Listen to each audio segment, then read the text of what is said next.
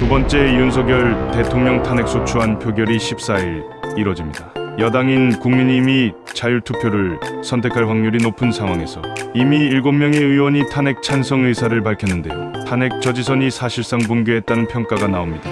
여당에서 8명 이상만 찬성하면 탄핵 소추안은 가결되는 것입니다. 13일 국회에 따르면 더불어민주당 등 야당 소속 의원 190명과 김종민, 무소속 의원 등 191명이 발의에 참여한 탄핵 소추안은 이날 오후 본회의에 보고되는데 14일 오후 4시에 표결한다고 합니다. 2차 탄핵안에는 윤 대통령의 지휘 아래 계엄군 및 경찰이 국회의원을 체포하려고 시도한 점, 중앙선거관리위원회를 점령해 선관위 당직자의 휴대폰을 압수한 점, 김어준 씨가 설립한 여론조사 업체 여론조사꽃을 공수하려 한 점 등이 탄핵 사유로 추가됐다고 합니다. 정치권은 이번 재표결에서 탄핵안이 가결될 가능성이 높은 것으로 보고 있는데 여당 내 이탈표가 상당한 데다 윤 대통령이 자진하야보다 탄핵에 무게를 두면서 추가 이탈이 예상되기 때문입니다. 지금까지 여당에서 탄핵 찬성 의사를 공개적으로 밝힌 의원은 조경태, 안철수, 김예지,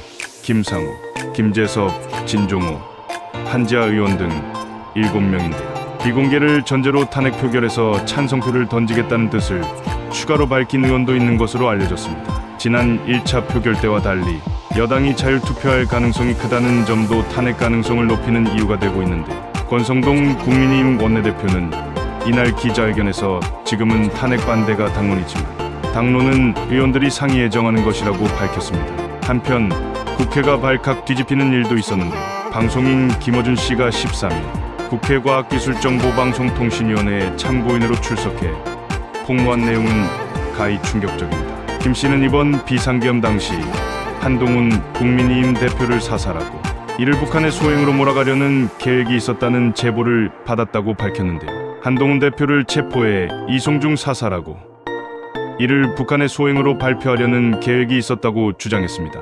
이어 여당 대표인 한동훈은 북한 소행으로 몰아가기에 적합한 인물로 보였을 것이라고 덧붙였는데요.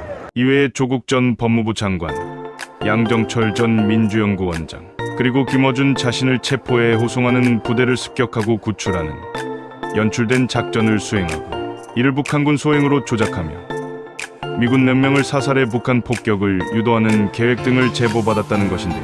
그는 생화학 테러와 북한산 무기를 탑재한 무인기 사용 계획에 대한 제보도 받았다고 덧붙였습니다. 이러한 제보의 출처는 국내에 대사관이 있는 우방국이라고 밝혔는데 이에 대해 미국은 자신들과 전혀 무관하다고 펄쩍 뛰었습니다. 이런 황당무계한 제보에 대해 윤석열 대통령실과 한동훈 대표 측은 공식 입장을 밝히지 않고 있는데 가짜뉴스로 세상을 어지럽힌 이력이 많은 김어준 씨가 떡본 김에 제사 지내려고 하는 게 아닌가 의심스럽습니다.